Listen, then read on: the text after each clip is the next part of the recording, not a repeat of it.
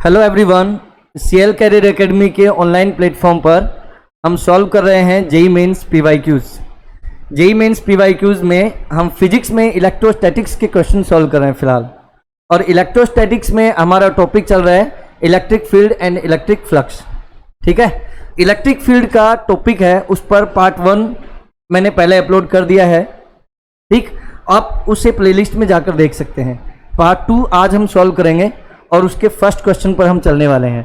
उससे पहले मैं आपको जो टॉपिक है, जो पीवाईक्यू सीरीज है, उसका इंपॉर्टेंस बताना चाहूँगा। तो पीवाईक्यू सीरीज जो है ना, उसका एम ये है कि ताकि हम इंपॉर्टेंट क्वेश्चन सॉल्व कर सके, क्योंकि पीवाईक्यू से ज़्यादा इंपॉर्टेंट क्वेश्चन कोई भी नहीं है। देखा जाए तो पीवाईक्यू करने से हमारा एग्जाम रिलेवेंस भी क्लियर होता है, एग्जाम का लेवल समझ में आता है। ठीक है ना, और साथ ही साथ हमारी कंसेप्ट बिल्डिंग भी होती है। ठीक, तो हम इसी एम के साथ और स्टार्ट करते हैं। फर्स्ट क्वेश्चन पर देखिए क्या गिवन है। अ यूनिफॉर्म चार्ज डिस्क है जिसका रेडियस है capital R, having surface charge density sigma. Disc और उसका डेंसिटी गिवन है सिग्मा। Okay, is placed in x y plane with its centre at the origin. Disc है, उसका सेंटर ओरिजिन पर है, रेडियस कैपिटल आर है। Find the electric field intensity, हमसे इलेक्ट्रिक फील्ड पूछा है along the z axis at a distance z. तो हमें क्या गिवन है, एक डिस्क और उसके एक्सिस पर इलेक्ट्रिक फील्ड फाइंड आउट करना है। इसको सॉल्व कैसे करेंगे, कंटिन्यूअस चार्ज डिस्ट्रीब्यूशन वाला कंसेप्ट हम यूज करने वाले हैं। तो देखिए हम डायग्राम ड्रॉ करते हैं और स्टार्ट करते हैं। तो देखिए ये एक डिस्क गिवन है, ठीक है, और इसके सेंटर से जेड डिस्टेंस पर कोई पी पॉइंट प्लेस्ड है जिस पर हमें इलेक्ट्रिक फील्ड फाइंड आउट करना है।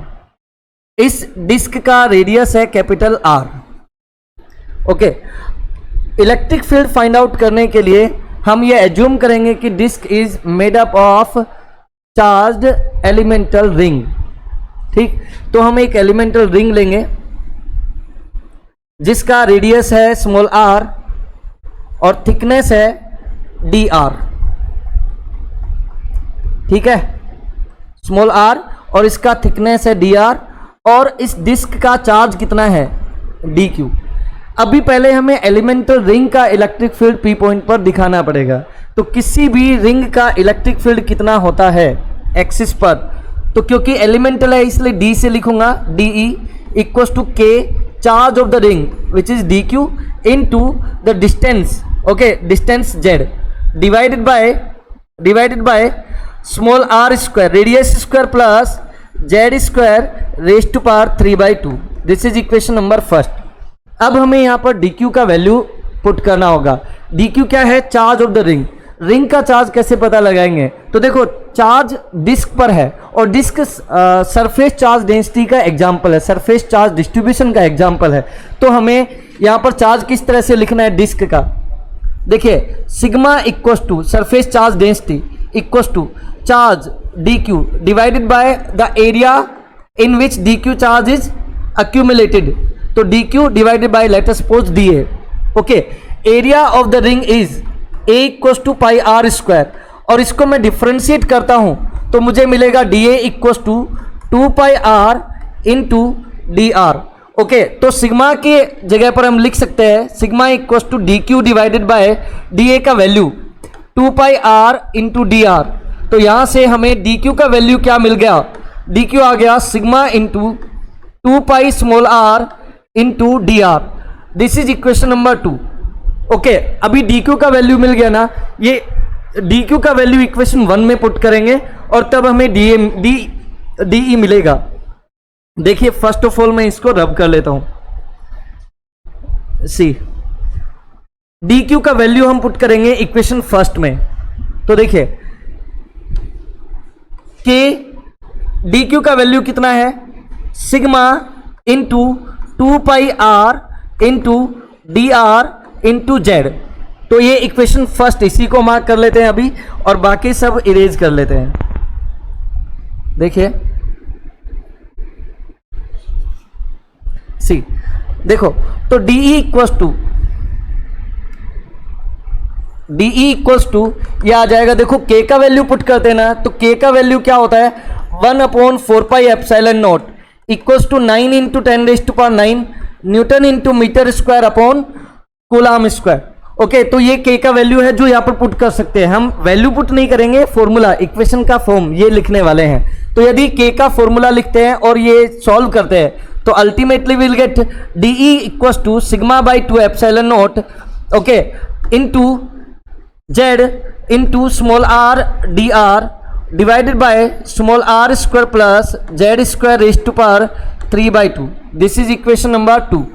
ओके, तो डीई हमें मिल चुका है। अब हमें क्या करना पड़ेगा, ई फाइंड आउट करने के लिए इसको इंटीग्रेट करेंगे। कहाँ से कहाँ तक, स्मॉल आर का मिनिमम वैल्यू ओरिजिन पर होगा सेंटर पर, जिसे हम 0 लेंगे, तो लोअर लिमिट हो जाएगा 0 और अपर लिमिट क्या हो जाएगा, अपर लिमिट इसका रेडियस होगा। तो यहाँ पर इलेक्ट्रिक फील्ड का वैल्यू कितना आ जाएगा देखिएगा, मैं यहाँ लिखने वाला हूँ, इधर लिख देता हूँ ताकि हमारा स्पेस बचा रहे जिसमें हम और भी चीजें लिख सके। तो E इक्वल्स टू क्या आ जाएगा देखिएगा, sigma z upon 2ε0 into integration 0 to r small r d r divided by small r square plus Z square raise to power 3/2। This is equation number 3। ठीक है, अब हमें क्या करना पड़ेगा, इस इंटीग्रेशन को सॉल्व करना है। इंटीग्रेशन को सॉल्व करके और हमें आंसर फाइंड आउट करना है। आप इसे सॉल्व करेंगे तो आपको आंसर सी ऑप्शन के फॉर्म में मिलेगा। इसको भी हम सॉल्व करके देखते हैं। देखिए, तो अब हमें ये इंटीग्रेशन सॉल्व करना है, ठीक है ना। इंटीग्रेशन हम सॉल्व करेंगे तो देखिए, इसको मैं सेपरेटली निकाल लेता हूं। Integration r d r divided by small r square plus Z square raise to power 3/2। Okay, देखिए अब हमें यहां पर कुछ अज्यूम करके फिर इसे सॉल्व करना पड़ेगा। तो मैं क्या कर लेता हूं, आर को लेट कर लेता हूं, r equals to z tan theta. Okay, r equals to z tan theta. बेटा ये स्टैंडर्ड क्वेश्चन है और इसको हमें, इसका वैल्यू हमें पता ही होना चाहिए, इसका डेरिवेशन हमें पता ही होना चाहिए। तो उसी तरीके से करना है जैसे मैं कर रहा हूं। R equals to z tan theta, d r भी चाहिए तो इसको डिफ्रेंशिएट करेंगे। D r equals to z sec square theta d theta. Okay, अब ये जो वैल्यू है वो हमें पुट करनी है। उससे पहले मैं एक और बात बता दूं, यहां पर स्मॉल आर अपॉन जेड क्या हो जाएगा, टेन थीटा बनेगा। Small r upon z is what, tan theta. ठीक है, tan theta equals to perpendicular by base. तो यहां पर परपेंडिकुलर का काम कौन कर रहा है, स्मॉल आर, और बेस का वर्क कौन कर रहा है, जेड। तो यहां पर हाइपोटेन्यूस क्या हो जाएगा, perpendicular square plus base square root. Okay, तो यहां पर यदि मैं कोस थीटा लिखना चाहूं तो कोस थीटा होगा base which is z divided by the hypotenuse which is small r square plus Z square root small r square plus Z square. तो हमें कोस थीटा का वैल्यू पता चल गया और स्मॉल आर डी आर सब value हमें theta के फॉर्म में मिल चुके हैं। ये सारे वैल्यू हम इस इंटीग्रेशन में पुट करेंगे, इस इंटीग्रेशन में पुट करेंगे और फिर हमें इंटीग्रेशन का वैल्यू मिलेगा। तो देखिए, इंटीग्रेशन स्मॉल आर का वैल्यू क्या है, z tan theta. Okay, d r का वैल्यू क्या है, z sec square theta d theta divided by small r का वैल्यू जेड टेन थीटा लिखेंगे यहां पर स्मॉल आर स्क्वायर के प्लेस पर, तो ये बनेगा z square tan square theta. Okay, अब देखो यहां z square tan square theta लिखेंगे ना स्मॉल आर स्क्वायर के प्लेस पर, तो यहां से और यहां से जेड स्क्वायर कॉमन आ जाएगा। तो Z square into ten square theta plus 1 और रेज़ टू पावर 3/2। ओके, इस कंप्लीट को सॉल्व करते हैं तो देखिए ये बनेगा क्या, Z square outside Z square divided bye, देखो जेड स्क्वायर पर 3/2 पावर है ना, तो 2 से 2 कट जाएगा और जेड पर पावर बनेगा 3। ओके, और यहां पर tan theta into sec square theta d theta divided by 1 plus tan square theta होता है सेक स्क्वायर थीटा, और सेक स्क्वायर थीटा पर 3/2 पावर जाएगा तो 2 से 2 कैंसिल हो जाएगा, तो सेक क्यूब थीटा बनेगा, sec cube theta, sec square theta को यहाँ से कट करते हैं तो बचेगा tan theta by sec theta. अब देखो टेन थीटा होता है साइन अपॉन कोस और सेक होता है वन अपॉन कोस। वन अपॉन कोस ऊपर जाएगा तो कोस से कोस कट जाएगा और बचेगा केवल साइन थीटा। तो देखो जेड स्क्वायर से जेड क्यूब को कट करेंगे तो ये बचेगा वन अपॉन जेड इधर तो, और tan theta upon sec theta है ना, तो उसकी जगह केवल बचेगा sine theta, sine theta d theta. Okay, और साइन थीटा का इंटीग्रेशन क्या हो जाता है, minus cos theta. Sine theta का इंटीग्रेशन हो जाएगा minus cos theta. So what we get one upon z into minus cos theta. ये हमारे पास आ गया इस इंटीग्रेशन का सॉल्यूशन। ठीक है, इंटीग्रेशन का सॉल्यूशन क्या आया, minus one upon z, sorry minus एक ही जगह लिखना है ना। ये हमारे पास सॉल्यूशन आया वन अपॉन जेड, सॉल्यूशन आया हमारे पास one upon z into minus cos theta. ठीक है, ये हमारे पास इंटीग्रेशन का वैल्यू मिल चुका है। अब यहां पर ये सब सॉल्व पुट करेंगे इक्वेशन थर्ड में। तो देखिए उससे पहले मैं ये सबको इरेज कर लेता हूं।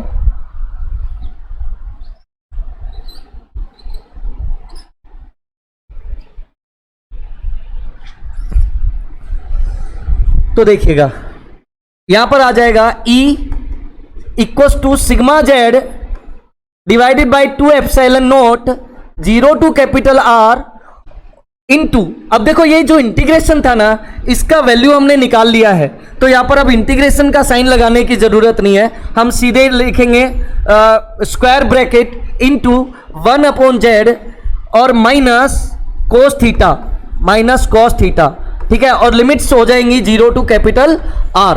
तो देखिएगा एक जेड नीचे एक जेड यहां पर ये कैंसिल हो जाएगा, तो E इक्वल टू आएगा sigma by 2 epsilon naught into minus cos theta, और माइनस कोस थीटा का वैल्यू हमने निकाला था। कोस थीटा का वैल्यू क्या आया था हमारे पास, z upon under root small r square plus Z square, तो ये आ जाएगा minus Z upon small r square plus Z square raise to power 0, power नहीं है, limits from 0 to R। Okay, और अब हम यहां पर लिमिट्स पुट करेंगे, यहां पर लिमिट्स पुट करेंगे तो हमारे पास फाइनल आंसर आएगा। देखिएगा थोड़ा सा टाइम कंज्यूमिंग है ये इरेजिंग। ओके, देखिए अब वैल्यूज पुट करते हैं ना तो हमारे पास आंसर आएगा E equal to sigma by 2 epsilon naught into पहले upper limit z upon under root, ये अंडर रूट हो रहा है बेटा, तो यहां पर पुट करेंगे तो ये आएगा minus Z upon under root sorry capital R square plus Z square and minus Z upon small r की जगह 0 पुट करेंगे तो रूट जेड स्क्वायर, और जेड स्क्वायर का रूट करेंगे तो जेड, और जेड से जेड कैंसिल हो जाएगा, तो यह बचेगा minus minus one, minus minus plus हो जाएगा, तो ultimately will get sigma by 2 epsilon naught into 1 minus Z upon under root of capital R square plus Z square, और यही हमारा फाइनल आंसर होगा। This is what electric field intensity due to a uniformly charged disc. Okay, और उसके axis पर electric field है।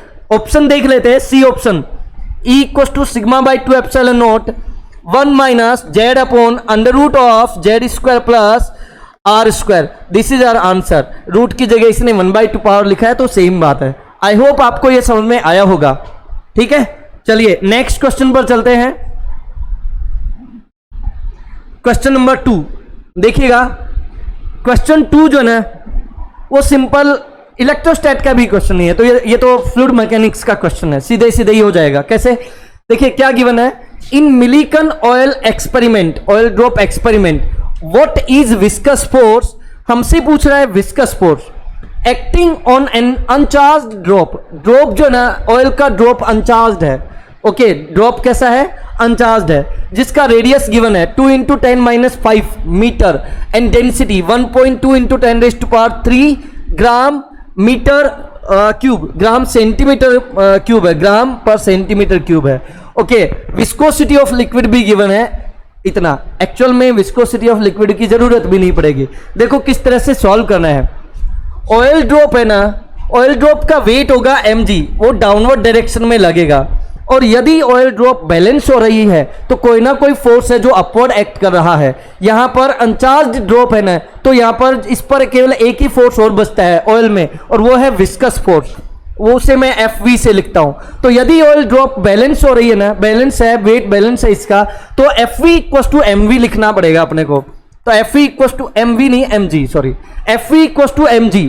M mass है, mass को लिखेंगे डेंसिटी इंटू वॉल्यूम।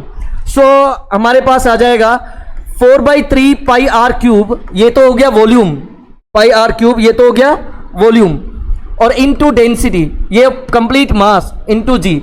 हमें बस कुछ नहीं करना है, यहाँ पे वैल्यूज पुट करनी है और सॉल्व करना है। कुछ क्वेश्चन कैलकुलेशन बेस्ड होते हैं, हमारे टाइम को देखते हुए हमें सोचना होता है कि इसे करना है या फिर आगे जाके करना है या फिर स्किप करना है। ठीक है, डायरेक्ट फॉर्मूला बेस्ड है लेकिन थोड़ा कैलकुलेशन ज़्यादा हो सकता है इसमें, तो टाइम कंज्यूम कर सकता है वो। यदि टाइम है तो हम इसे सॉल्व करेंगे, नहीं तो फिर छोड़ देंगे। ऑप्शन बी यहाँ पे करेक्ट है, मैंने इसको करके देखा है, आप भी इसको ट्राई कर सकते हैं, सेम आंसर मिलेगा। 3.9 into 10⁻⁻10 Newton will be the answer. Okay, this was question number 2। Question 3 पर चलते हैं। इसमें कोई कंसेप्ट नहीं था इसलिए मैंने इसको अवॉइड करा है। नेक्स्ट क्वेश्चन पर चलते हैं। देखिए क्या गिवन, एक सेकेंड, देखिए क्या गिवन है। Figure shows a road AB. Figure shows a road AB which is bent in a 120-degree circular arc of radius capital R. A charge -Q is uniformly distributed over road AB. What is the electric field E at the center of curvature O? मतलब हमें एक road given है, देखो ये road given है AB, ठीक है, और ये चार्ज है, और इस पर चार्ज भी कैसा है, चार्ज इस पर नेगेटिव चार्ज है, तो प्लस नहीं दिखाना, माइनस चार्ज है, इस पर नेगेटिव चार्ज है।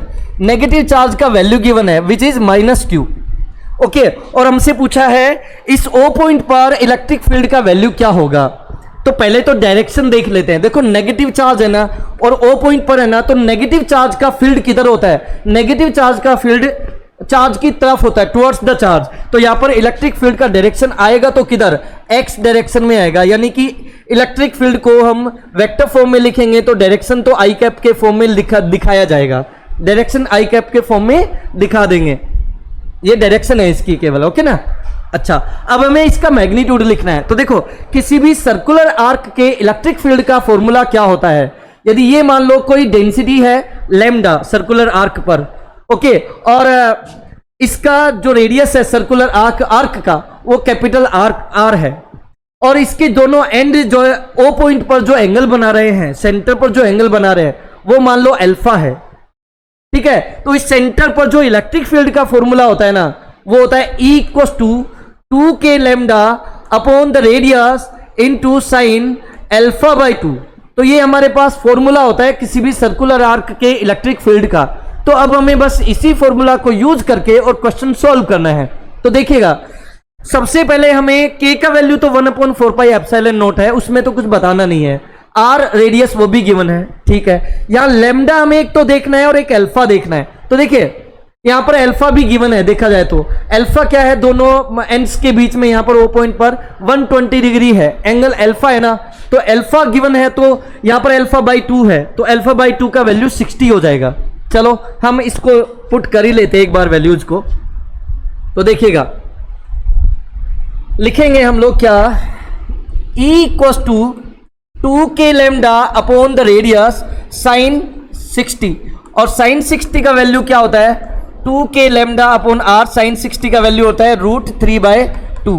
2 से 2 कैंसिल कर लेंगे और k की जगह लिखेंगे 1/4πε0। तो लैम्डा √3 अपॉन 4πε0 इंटू r, ये हमारे पास इलेक्ट्रिक फील्ड आ चुका है। अब बस हमें लैम्डा का वैल्यू पुट करना है। यहाँ पर लैम्डा क्या होता है, लैम्डा होता है लीनियर चार्ज डेंसिटी, लैम्डा होता है लीनियर चार्ज डेंसिटी, और लीनियर चार्ज डेंसिटी जो है ना उसका फॉर्मूला होता है charge upon the length, charge upon length. तो यहाँ पर चार्ज कितना है, देखिए चार्ज कितना है यहाँ पर -Q, ओके, और लेंथ कितना है, तो देखो ये आर्क है और आर्क का लेंथ कैसे निकालते हैं, एंगल इनटू द रेडियस। तो एंगल कितना है 120 डिग्री, 120 डिग्री को रेडियन मतलब ऐसा यूनिट सिस्टम में कन्वर्ट करके लिखेंगे ना रेडियन में, तो पाई बाई 180 से मल्टीप्लाई करेंगे तो it will becomes 2 pi by 3। ये तो हो गया एंगल, और रेडियस से मल्टीप्लाई करें तो लेंथ मिलेगा, तो 2 पाई बाई 3 आर। तो ये हमारे पास लैम्डा का वैल्यू भी मिल चुका है, वो वैल्यू पुट कर देंगे हम लोग यहां पे। तो ई आ जाएगा क्या, देखिएगा √3 लैम्डा का value -2 divided by 2 pi by 3 capital R. ये तो मैंने लैम्डा का वैल्यू पुट करा, √3 पहले से ही था, divided by 4 pi epsilon naught into R. अब देखो सिंप्लीफाई करके और लिख देते हैं हम फाइनल वैल्यू, तो यह आ जाएगा -q, 3 भी ऊपर जाएगा तो 3√3 डिवाइडेड बाय 2 4 जा 8 pi square epsilon naught into R square, और आई कैप के अलोंग है, तो ये हमारा आंसर हो जाएगा। देखिए अभी यदि देखिए मैंने यदि डायरेक्शन पहले दिखा दी ना, तो फिर यहां पर प्लस या माइनस साइन लगाने की जरूरत नहीं है, तो इसको हम केवल यहां पर माइनस साइन ही दिखाएंगे, केवल प्लस में ही होगा क्योंकि पॉजिटिव एक्स डायरेक्शन में है, ठीक है ना। तो यह माइनस साइन ही आएगा, चार्ज को माइनस नहीं लिखना है, ये मैग्नीट्यूड ही लिखना है बस केवल। ओके, तो ये आ गया 3√3 q upon 8 pi square epsilon naught R square. So correct option is the A option. देखो 3√3 q divided by 8 pi square epsilon naught into R square I cap, तो ए ऑप्शन करेक्ट ऑप्शन है, ठीक है। ये था third question. तो देखिएगा next question पर चलते हैं हम लोग। नेक्स्ट क्वेश्चन देखिएगा, सी क्वेश्चन नंबर 4। क्या गिवन है, क्या गिवन है, अब find out the surface charge density at the intersection of point x equal to 3 metre plane and x axis in the region of uniform line charge of 8 nano coulomb per metre lying along z axis in free space.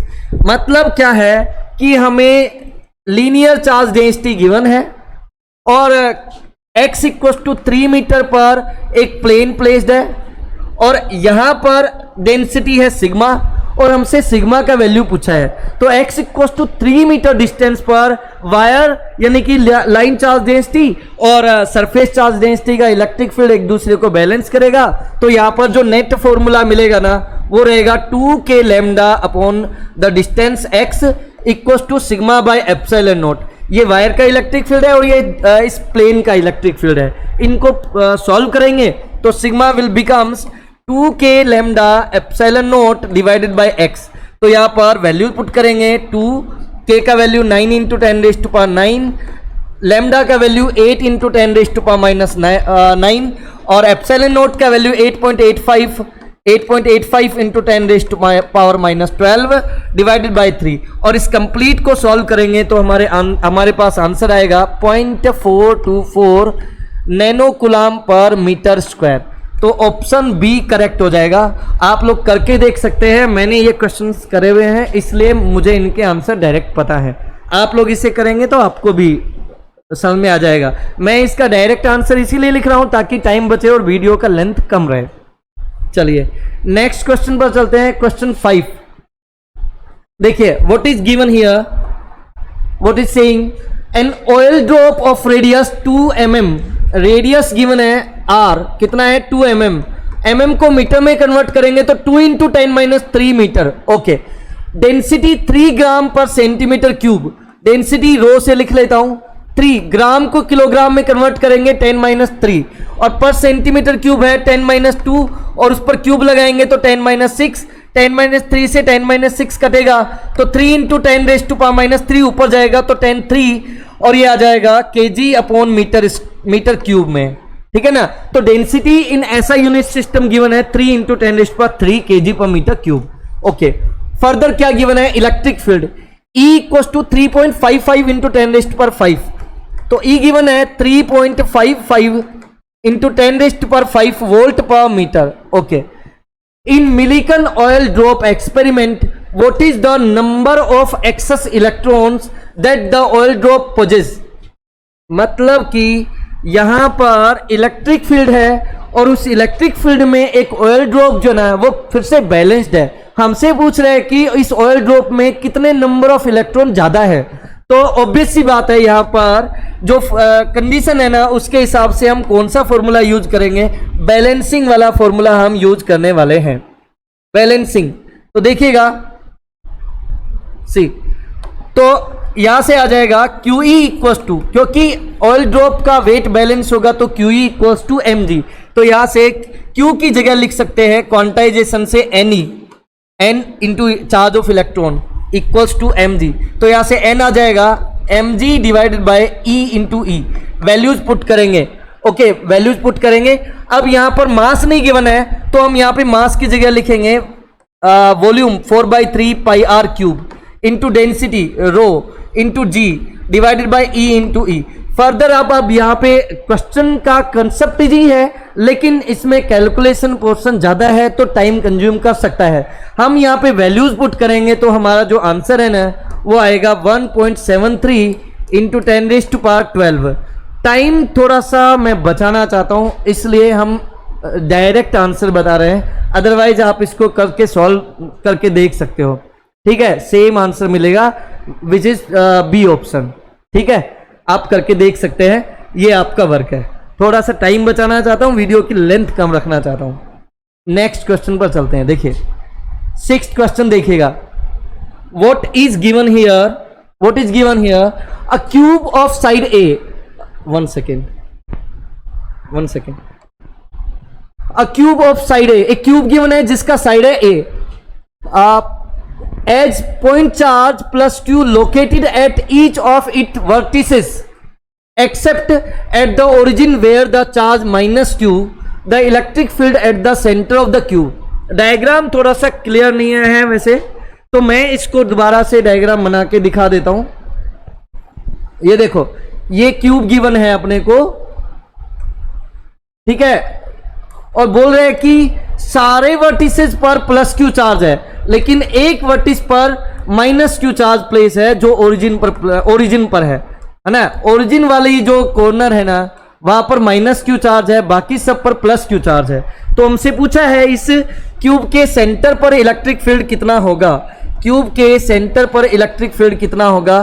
तो यहां पर सुनिएगा, अब आप लोग इसको एक concept से सॉल्व करेंगे, एक छोटा सा ट्रिक है उससे हम सॉल्व करेंगे। देखो, यदि मैं इस ओरिजिन वाले पॉइंट पर, ओरिजिन वाले चार्ज की जगह पर माइनस क्यू तो है ही यहां पर, लेकिन मैं यहां पर एक तो प्लस क्यू चार्ज एज्यूम कर लूं और एक -2q चार्ज एज्यूम कर लूं, और -q को यहां से रिमूव कर लेता हूं मैं, मान लो, ठीक है ना। क्या एज्यूम कर लिया जाए, यदि मान लो यहां से एज्यूम कर लिया जाए, यहां से एज्यूम कर लिया जाए, मान लो कि ये -q चार्ज यहां पर नहीं है, -q चार्ज यहां पर नहीं है, ये एज्यूम मैं कर लेता हूं, चलो। और यहां पर कौन कौन से चार्ज है, दो चार्ज मैंने कंसीडर कर लिए, +q -2q, रिजल्टेंट तो वही -q बनेगा। ऐसा करने से क्या होगा, देखो ऐसा करने से इसके इस क्यूब के हर एक वर्टेक्स पर +q चार्ज है, बस इस ओरिजिन वाले पर -2q चार्ज भी है। तो जितने भी +q चार्जेज होंगे ना, उन सब का इलेक्ट्रिक फील्ड एक दूसरे को कैंसिल कर देगा सिमेट्री की वजह से।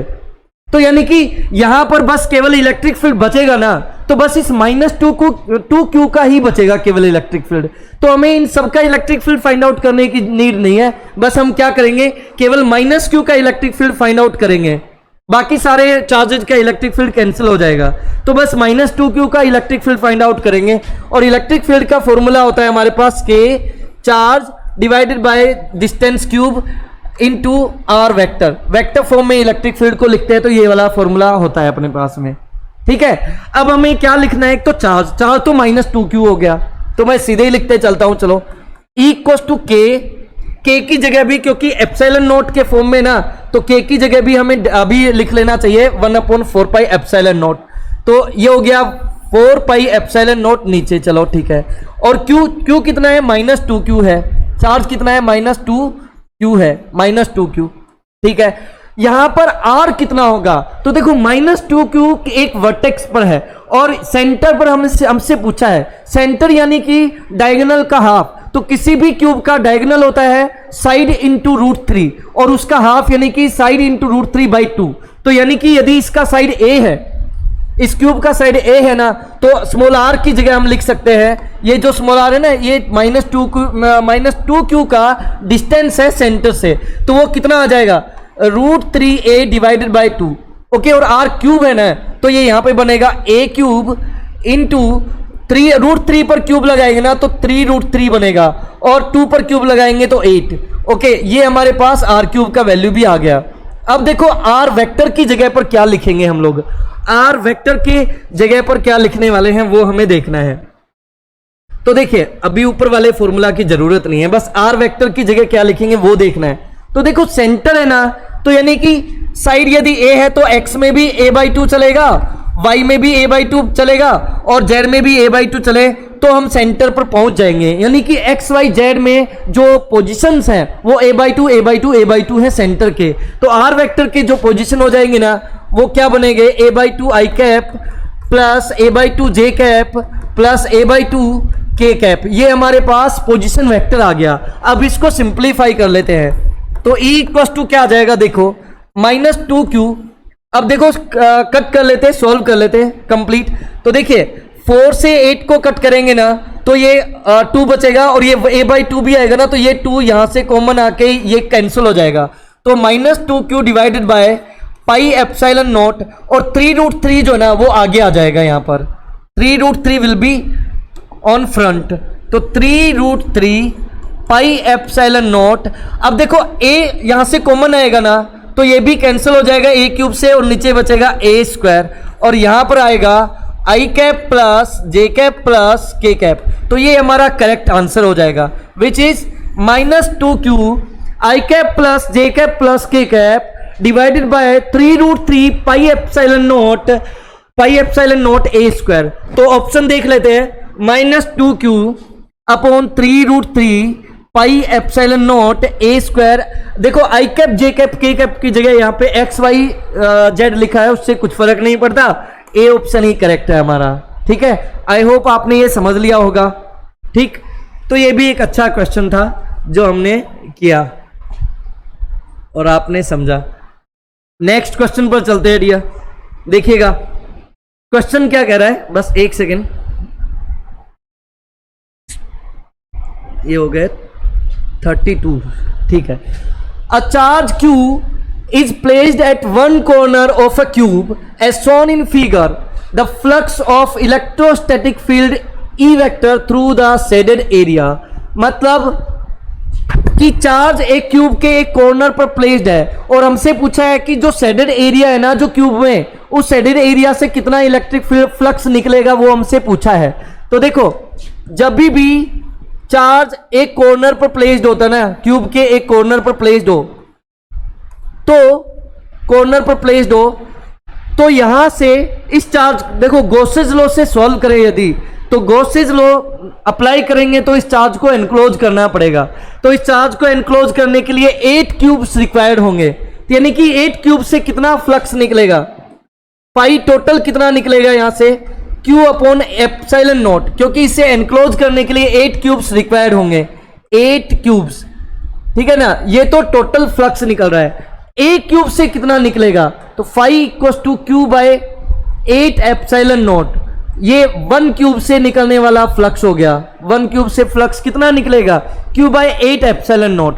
अब देखो चार्ज जिन जिन फेसेज के कांटेक्ट में है ना, उन फेसेज से फ्लक्स इमर्ज नहीं होगा, उन फेसेज से फ्लक्स नहीं निकलेगा, बचे हुए 3 से निकलेगा। देखो कॉर्नर का जो चार्ज है ना वो 3 सरफेसेज के कांटेक्ट में होता है, एक तो देखो ये साइड वाला, एक ये, ठीक है ना अप वाला, और एक जो पीछे हम देख सकते हैं ना, ये जो पीछे है, इन तीनों से फ्लक्स नहीं निकलेगा, बचे हुए 3 सरफेसेज से ही फ्लक्स इमर्ज होगा, निकलेगा। तो यहां पे यानी कि एक क्यूब के भी कितने फेसेज से निकल रहा है, ये जो फ्लक्स निकला 3 फेसेज से, यानी कि 3 फेसेज से यदि Q बाय 8 एप्सिलॉन नॉट निकला ना, तो एक फेज से कितना निकलेगा, 5 फेज कितना होगा यहां पर, वो होगा Q बाय 24 एप्सिलॉन नॉट। ये एक फेज से निकलेगा। अब हमें ये देखना पड़ेगा, देखो क्वेश्चन में क्या गिवन है, ये जो शेडेड एरिया है ना ऊपर वाले फेस पर देखेंगे तो ऊपर वाले फेस का हाफ है, और ऐसे ये जो साइड में जो फेस है ना ये इसका भी हाफ है। इन दोनों साइडेड रीजन्स को यदि हम कंबाइन करें ना तो एक फेस बन जाएगा। तो एक फेस से कितना फ्लक्स निकलेगा यदि चार्ज कॉर्नर पर प्लेस्ड है? तो मैंने बताया Q/24 एप्सिलॉन नॉट। तो ऑप्शन डी करेक्ट हो जाएगा यहां पर, क्योंकि ये जो शेडेड रीजन है ना वो एक फेस बनाता है, और चार्ज यदि सेंटर पर होना तो एक फेस से Q/24 epsilon not flux emerge होता है। तो यहां पर करेक्ट ऑप्शन डी हो जाएगा। ठीक है, आई होप आपने ये समझ लिया होगा कंसेप्ट। चलिए अब नेक्स्ट क्वेश्चन पर चलते हैं। क्वेश्चन देखिए क्या कहता है, find the electric field at point P as shown in figure on the perpendicular bisector of a uniformly charged thin wire of length L carrying charge Q.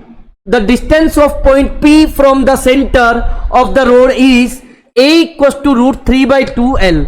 मतलब हमें एक रोड गिवन है, ये देखो ये रोड गिवन है जिसका length है L, ठीक है ना, रोड गिवन है जिसका लेंथ है L, और इससे इस रोड के परपेंडिकुलर बाइसेक्टर पर, यानी कि परपेंडिकुलर बाइसेक्टर है, यानी कि ये जो डिस्टेंस है ना A, ये डिस्टेंस, ये जो OP लाइन है ये इस रोड को इक्वल पार्ट्स में डिवाइड कर रही है। जब भी यहां पर जो रोड दे दी जाए ना तो इलेक्ट्रिक फील्ड के दो कंपोनेंट होते हैं। एक्स कंपोनेंट होता है के lambda upon the distance A, और sine alpha plus sign beta, ये तो एक्स कंपोनेंट हो जाता है। और वाई कंपोनेंट क्या बनता है, के lambda upon A cos alpha minus cos beta. अब क्योंकि यहां पर ये परपेंडिकुलर बाइसेक्टर है ना, तो यहां पर ये जो दोनों एंगल फॉर्म होंगे अल्फा और बीटा वो आपस में इक्वल होंगे। तो कोस अल्फा और कोस बीटा यदि इक्वल होंगे ना तो फिर ई वाई तो जीरो हो जाएगा, तो यहां पर बस ई एक्स होगा केवल। तो ई एक्स भी क्या होगा, साइन अल्फा और साइन बीटा बराबर होगा, क्योंकि डिस्टेंस ये बराबर दो हिस्सों में बांट रहा है, तो यहां पर ई एक्स आ जाएगा 2k lambda upon A sine alpha, ये हमारे पास ई एक्स आ जाएगा। अब हमें क्या करना है, यहां पर एक तो k का वैल्यू लिखना है 4 एप्सिलॉन नॉट 1/4 एप्सिलॉन नॉट, चलो लिख ही लेते हैं। तो 2 डिवाइडेड बाय 4 एप्सिलॉन नॉट, ठीक है। डिस्टेंस A है ही, वो भी लिख ली, चलो ओके। लैम्डा क्या होता है, चार्ज अपॉन लेंथ, तो चार्ज है Q और लेंथ है L, ये भी हो गया। साइन अल्फा क्या होगा, तो देखो साइन अल्फा कैसे निकालेंगे, 1 सेकेंड, एक बार मैं इसको इरेज कर लेता हूं, ये मैंने ही इसको सही नहीं रखा। तो देखिएगा यहां पर हमें साइन अल्फा निकालना है ना, तो P पॉइंट तक मैं एक लाइन ड्रॉ कर लेता हूं, तो हमें एक राइट एंगल ट्राइंगल मिल गया यहां पर, राइट एंगल ट्राइंगल। तो देखो यहां पर जो साइन अल्फा है ना वो क्या होता है, परपेंडिकुलर बाय हाइपोटेन्यूज। तो परपेंडिकुलर क्या हो जाएगा, एंगल के सामने ये हो जाएगा L/2, ये तो परपेंडिकुलर हो जाएगा, ठीक है। और हाइपोटेन्यूज क्या हो जाएगा, under root of this perpendicular square, तो L²/2 स्क्वायर यानी कि L²/4 और प्लस A²। तो यहां पर हम क्या लिख सकते हैं, साइन अल्फा की जगह पर परपेंडिकुलर L/2 और divided by hypotenuse which is L²/4 A²। ये हमारे पास EX का वैल्यू आ गया। अब हमें एक चीज और दे रखी है, A का वैल्यू गिवन है √3L/2, तो A का वैल्यू पुट करके भी इसे सिंप्लीफाई करना है। तो देखो यहां पर हम सॉल्व करेंगे ना, तो EX विल बी 2 से 4 को कट कर लो, तो Q/2 epsilon not, QL/2 epsilon not into A, ये तो हो गया। और A की जगह अभी तो वैल्यू पुट करना है ना, A की जगह तो A का वैल्यू क्या है वो देख लो। A का वैल्यू क्या है, √3/2L, तो √3L/2 ये हो गया, ठीक है। A भी हो गया और एक L पहले से ही था यहां पर, ठीक है। ये रूट वाली जो टर्म है ना इसको और सिंप्लीफाई करेंगे, इसको मैं अलग से सॉल्व कर लेता हूं। तो L²/4 एंड प्लस A का वैल्यू √3/2L और उसका स्क्वायर, तो 3/4L हो जाएगा। तो 3L²/4, L बाहर है ना, ठीक है। तो ये आ जाएगा 1/4 प्लस 3/4, ये तो 1 हो गया, L² आ गया, और √L² का वैल्यू केवल L आ जाएगा, तो ये भी बनेगा L, ठीक है। अब हम इसको सिंप्लीफाई कर लेते हैं। ओ शिट, वापस से करना पड़ेगा इसको एक बार सारा, एक सेकंड रुकना।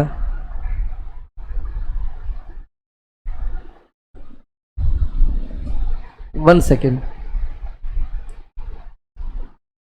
देखिएगा इसमें क्या आया था हमारे पास, E इक्वस टू, दोबारा से वो इरेज हो गया ना, वो मैंने क्या कर दिया, क्लीन कर दिया इसको, जबकि मुझे इसको रब करना था, केवल इरेज करना था, मैंने डिलीट ही कर दिया पूरी तरह से।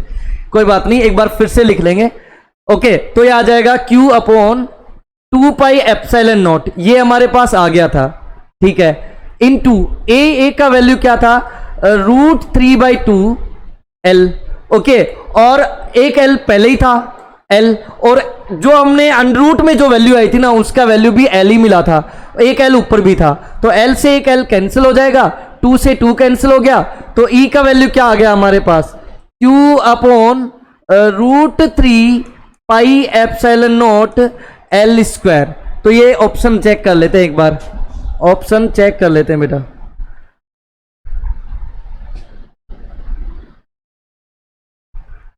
तो देखो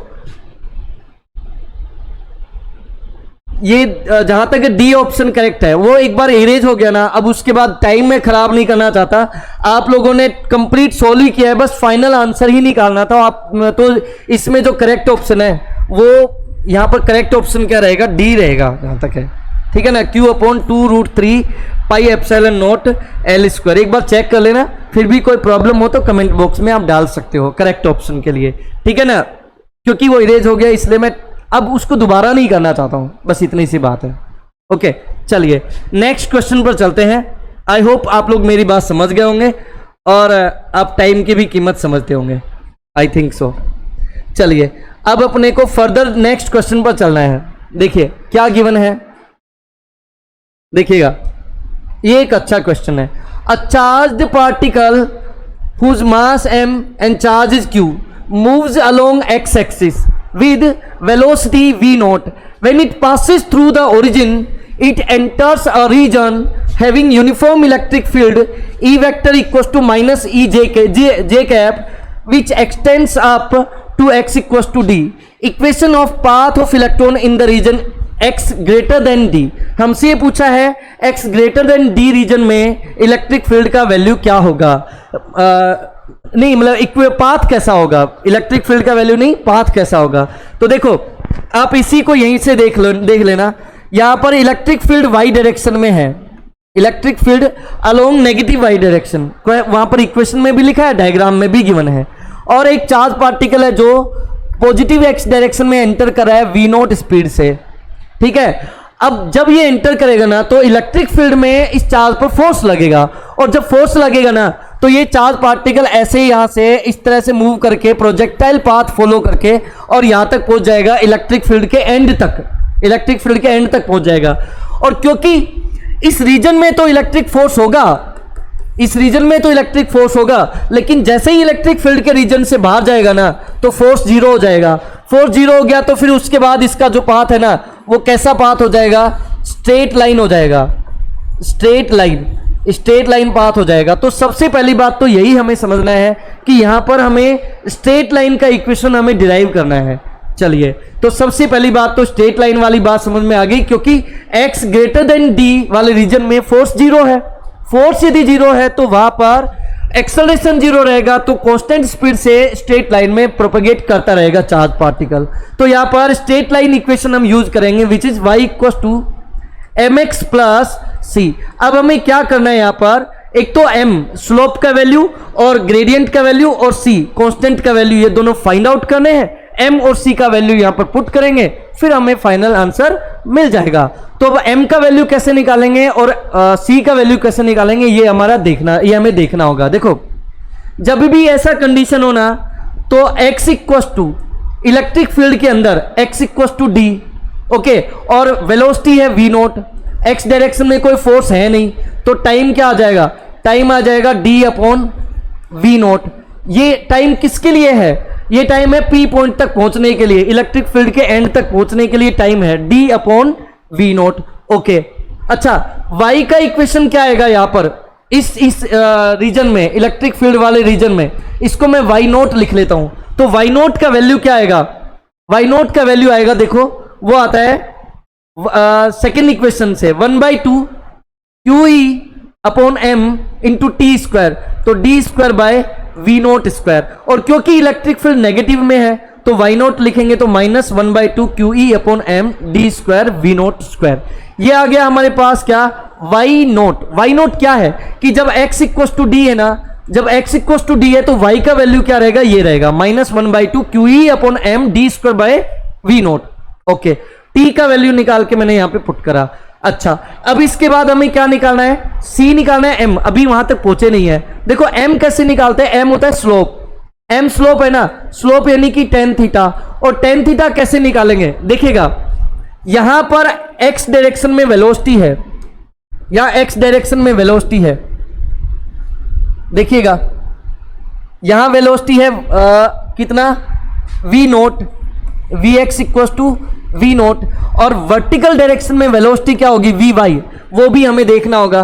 तो vy क्या होगा, vy होगा ay इंटू टी, तो vy क्या बनेगा, minus of QE upon m into t का value d upon v naught. ये हमारे पास vy आ गया, vx है v नोट और vy है -QE upon m d upon v naught. तो यहां से स्लोप m आ जाएगा tan theta equal to vy upon vx। तो यहां से vy का वैल्यू और vx का वैल्यू पुट करेंगे तो ये बनेगा -QE small d divided by m v naught, और vx का वैल्यू भी v नोट है तो ये v नोट स्क्वायर हो जाएगा। ये क्या बनेगा, v नोट स्क्वायर बन जाएगा। ठीक है जी, तो m v नोट स्क्वायर, ये आ गया हमारे पास m का वैल्यू। इसे मैं इक्वेशन 1 मार्क कर लेता हूं, y नोट मैंने निकाल लिया इक्वेशन 2 और m निकाल लिया इक्वेशन 3। अब बस अपने को केवल c का वैल्यू यहां पर फाइंड आउट करना है।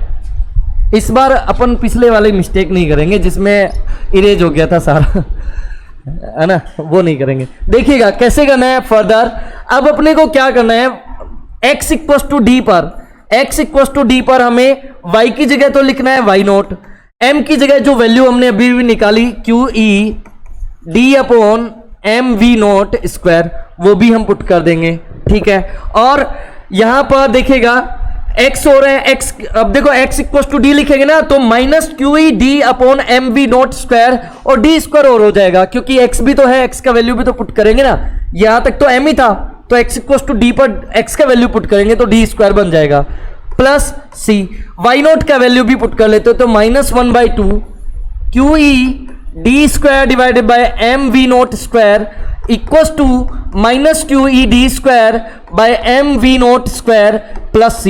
इसको ट्रांसपोज करके इधर लाएंगे ना तो ये बनेगा QE d square divided by m v naught square -1/2 QE d square divided by m v naught square. अब देखो ये पॉजिटिव 1 है और नेगेटिव -1/2, तो c का वैल्यू हमें क्या मिलेगा, देखिएगा c का वैल्यू हमें मिल गया क्या, c का वैल्यू मिला +1/2 QE d square divided by m v naught square. तो c भी मिल गया और m भी मिल गया, ये वैल्यूज यहां पे हम पुट करेंगे। उससे पहले मैं अब ये जितना भी लिखा है एक्स्ट्रा चीजें उन सबको मैं रिमूव कर देता हूं। आई होप आप लोग इसे समझ रहे होंगे अभी तक। देखिएगा, और फिर भी कोई कंफ्यूजन रहे ना तो आप बैकवर्ड जाके, है ना, देख सकते हैं, पीछे जाके इसमें देख सकते हैं वीडियो में। तो देखिए y का वैल्यू क्या आएगा, y आ जाएगा क्या, m का value which is -QED upon m v naught square into x, plus c का value 1/2 QED square divided by m v naught square. तो y इक्वल टू क्या बनेगा, तो जो कॉमन आ रहा है उसे बाहर निकाल लेंगे, तो QED upon m v naught square बाहर, और ये आ जाएगा, देखो यहां से तो d/2 बचेगा, इधर तो d/2 और यहां नेगेटिव x बचेगा। तो ये आंसर आ गया फाइनल। तो path of equation of the path perfectly हमने डिराइव करा बी ऑप्शन के फॉर्म में, QED upon m v naught square d/2 minus x। I hope आपने इसे समझा होगा। तो ये था हमारा 9th क्वेश्चन। ठीक है, ये था 9th क्वेश्चन। ठीक है, अब आज के लिए हम इस वीडियो को इतना ही रखते हैं, बाकी बचे हुए क्वेश्चंस को ना हम नेक्स्ट क्लास में कंप्लीट कर लेंगे। ठीक, तो आई होप आपने इसे एंजॉय किया होगा, और आप यदि यहां तक वीडियो को देख रहे हैं ना, इसका मतलब आप लोग इस समझ ही रहे होंगे। ठीक है, और इस वीडियोज का जेई मेंस पीवाईक्यूज का एम यही है कि जिन बच्चों को जेई मेंस की प्रिपरेशन कंप्लीट करनी है उन्हें लास्ट में पीवाईक्यूज लगाने हैं। ऑनलाइन फ्री वीडियोस बहुत कम अवेलेबल है यूट्यूब पर, ठीक है। हमारा एफर्ट है कि आपको एक ही जगह पर कंप्लीट फिजिक्स के सारे पीवाईक्यूज मिल जाएं, ठीक है। तो आई होप आप लोग ने समझा होगा, आज की क्लास को एंजॉय किया होगा। आज के लिए इतना रखते हैं, थैंक यू वेरी मच, बाकी नेक्स्ट क्लास में देखेंगे।